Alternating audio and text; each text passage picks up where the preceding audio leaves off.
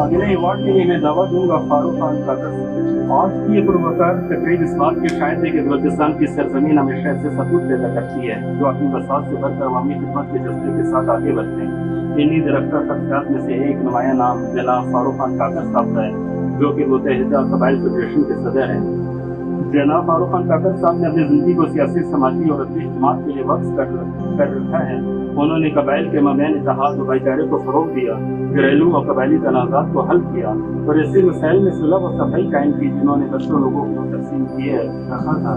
آپ کی بصیرت و خلوص کے باعث بے شمار خاندان دوبارہ ایک دوسرے کے قریب آئے اور مل گئے۔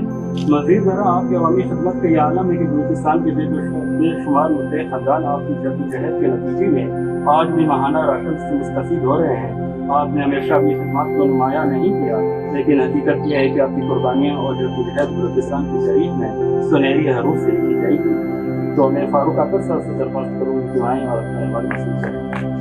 تم شاہین ہو اڑتے چلو کہ کھلا ہے آسمان، پھر کیا فکر ہے دیس کو